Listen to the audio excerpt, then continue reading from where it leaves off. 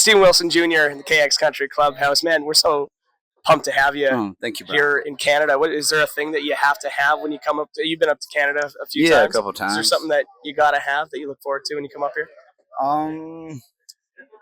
Not really. But no. Okay. I just hit the power button. I hope I didn't turn it off. Let's see. We'll take a look here.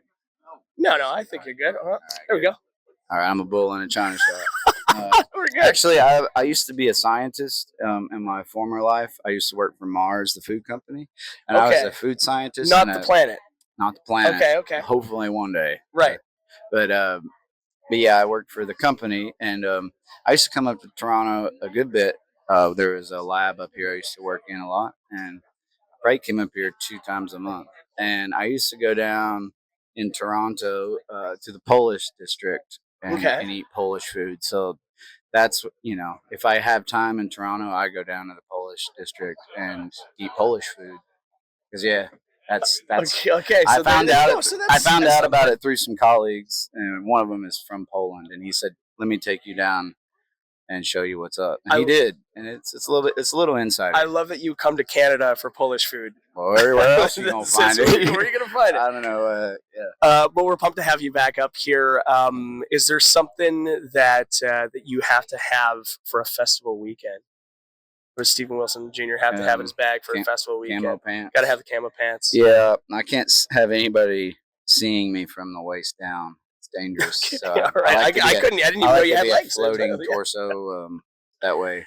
You've done quite a bit. You're microbiologist. You said you work for Mars. You're a boxer. Is that right? Yeah, I used to box. Yeah, like just amateur stuff. Okay. I'm obsessed with the sport too. More of a student. So, like, what's your Mount Rushmore of boxers then?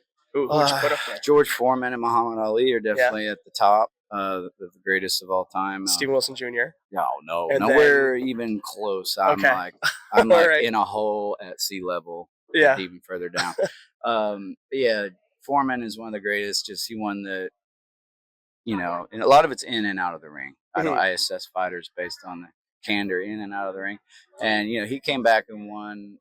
He came out of retirement and won the heavyweight championship at 46 years old. I'll never forget it. I watched it as a kid. It was one of the most inspiring things I've ever seen. And it probably will be wind in my sails for the rest of my life to watch that go down. And currently, Alexander Usyk is probably one of my biggest influences as a human and inspirations as a boxer, I should say. More. Is there anything from like maybe the boxing world that carries over to music? Like, is there anything you learned there that maybe? Oh yeah, a lot. Yeah, first of all, it's like you got to be a failure junkie. In music, you got to fail a lot. You're going to fail a lot, and you kind of get addicted to it. And that's what boxing is. It's just like failing over and over again to maybe achieve one little success. Mm-hmm. I've said in interviews before, it's it's a pebble of success built on a mountain of failure. Right. And that is what it does to you. It kind of breaks you down. It kind of humbles you. It levels the playing field for everybody. And it really is one of those sports that you get out what you put into it. It really taught me work ethic. It taught me just because you're not enjoying it doesn't mean it isn't important.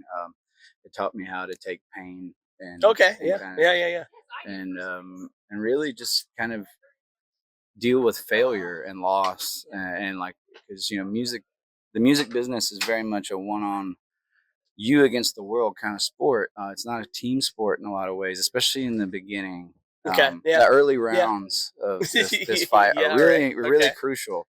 Like, you get into the later rounds, it gets easier in some ways. You just got to have the stamina to take it.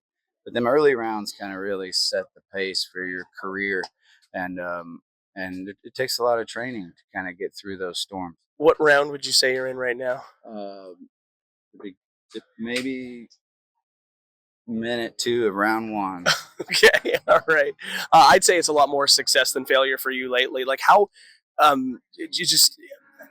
could you even fathom in a million years the success that, like, your last year, especially with your cover of Stand By Me, just blew up? Did you ever foresee anything like this?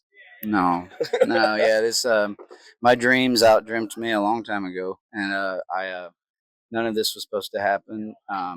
Not supposed to be here, but I'm very much supposed to be here, and that's what that's my conclusions that I've drawn. And you said before, like you're always surprised when people like, know your songs or know the words to your songs.